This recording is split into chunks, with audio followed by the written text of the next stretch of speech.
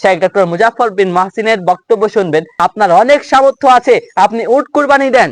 ইয়া ইবাদিয়াল্লাযীনা আমানু ইন্না আসসালামু আলাইকুম ওয়া রাহমাতুল্লাহি ওয়া বারাকাতুহু। আলহামদুলিল্লাহি ওয়াহদা, আসসালাতু ওয়াসসালামু আলা মান লা নাবিয়্যা বা'দা। সুপ্রিয় দর্শক মণ্ডলী, আপনাদের সকলকে স্বাগতম জানাচ্ছি আমাদের ইসলামিক স্পার্ক ইউটিউব চ্যানেলের নতুন একটি ভিডিওতে।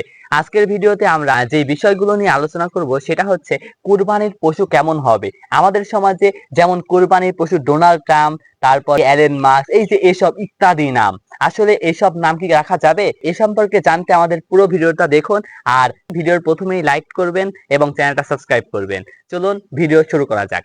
আজকের ভিডিওতে আমরা কুরবানির পশু সম্পর্কে যেটা আলোচনা করছিলাম সেটা হচ্ছে কুরবানির পশু কেমন হবে। আমাদের সমাজে আমরা অনেকেই আছি যে আমরা পশু বিবেচনা করি না। রাসূল সাল্লাল্লাহু আলাইহি ওয়াসাল্লাম বলেছেন যে যখন তোমরা কুরবানির পশু কিনবে তখন তোমরা খেয়াল রাখবে কয়েকটা জিনিসের উপর।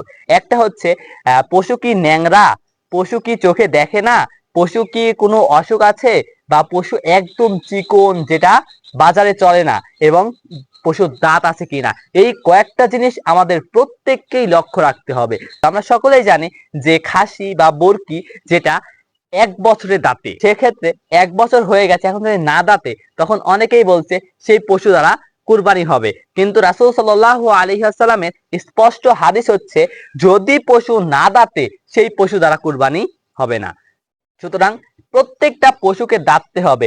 এখন আরেকটা প্রশ্ন, কোন কোন পশু দ্বারা কুরবানি হবে, কোন কোন পশু দ্বারা কুরবানি হবে না? দেখেন, কুরবানি হবে যে সকল পশু দ্বারা, সেটা হচ্ছে খাসি, বরকি, এটা এক শ্রেণীর একটা পশু। এরপরে গরু বা গাভী, পুরুষ গরু এবং মহিলা গরু। এরপরে পুরুষ মহিষ এবং মহিলা মহিষ। আমাদের সমাজে অনেকেই আছে যারা মোষ দিয়ে কুরবানি হবে না এই কথা প্রচলন করে যাচ্ছে। দেখেন, আপনি শেখ ডক্টর মুজাফফর বিন মাহসিনের বক্তব্য শুনবেন, দেখবেন তিনি কি সুন্দর করে বুঝিয়ে দিয়েছেন কয় শ্রেণীর পশু দ্বারা কুরবানি করা যাবে। তিনি সরাসরি হাদিসের কথা দিয়ে বলছেন যে মোষ, গরু, ছাগল, দুম্বা, উট, এই কয়েক শ্রেণীর পশু দ্বারা কুরবানি করা রাসূল সাল্লাল্লাহু আলাইহি ওয়াসাল্লামের সুন্নাত পদ্ধতি। আর এখানে আরেকটা জিনিস লক্ষ্য রাখতে হবে, সেই পশুটা যেন মোটা তাজা হয়ে থাকে, পশুটা যেন খুব সুন্দর হয়ে থাকে।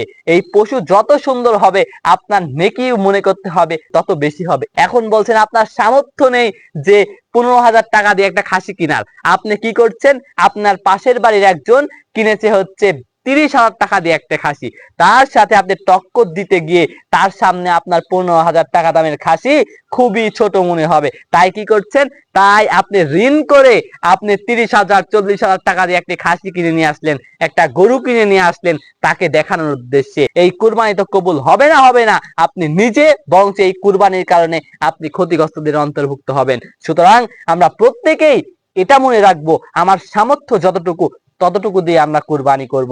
আপনার অনেক সামর্থ্য আছে, আপনি উট কুরবানি দেন। আপনার অনেক সামর্থ্য আছে, এখন আপনি একটা গরু কুরবানি দেন, আপনি একটা মহিষ কুরবানি দেন। আপনার অনেক সামর্থ্য নেই, এখন আপনি কি করবেন, আপনি একটা ছাগল কুরবানি দেন। আপনার সেটারও সামর্থ্য নেই, আপনি একটা ভেড়া কুরবানি দেন। আবার কিছু কিছু শ্রেণীর মানুষ আছে যারা বর্তমান দেখেন ফেসবুকে একটা ভাইরাল বিষয়, সেটা হচ্ছে ডোনাল্ড ট্রাম্প মহিষ। সেটার দাম দেখেন, যদি 20 লাখ টাকা দাম হয়ে থাকে, সেটার দাম বর্তমান বাজারে এখন 40 লক্ষ টাকা। দেখেন আমরা মুসলমানরা আমাদের ঈমান কত নিচে নেমে গেছে, আমরা নামতে নামতে কত নিচে নেমে গেছি। কুরবানির পশু সেটাকে আমরা নাম রেখেছি, একটা বিধর্মীর নাম রেখেছি। আমরা মানুষ কত নিচে নেমে গেছি। আরেকজন নাম রেখেছে মুদি, একটা পশুর নাম রেখেছে মুদি। আমরা কত নিচে নেমে গেছি যে একটা পশু, একটা কুরবানির পশু, একটা হালাল পশুর নাম আমরা একটা বিধর্মীর, একটা খ্রিস্টান, যারা কোনোদিন মুসলমানদের উপকারে আসবে না, যারা মুসলমানের শত্রু, তাদের নাম রেখেছি। আমরা মানুষ কত নিচে নেমে গেছি। আপনার আমার কুরবানি যেন মানুষকে দেখানোর উদ্দেশ্যে, মানুষের কাছে বড় হওয়ার উদ্দেশ্যে যেন না হয়। আল্লাহ তাআলা যেন আমাদের প্রত্যেককেই একনিষ্ঠভাবে ইব্রাহিম আলাইহিস সালামের মতো কুরবানি করার তৌফিক দান করেন। সকলে বলি আল্লাহুম্মা আমিন।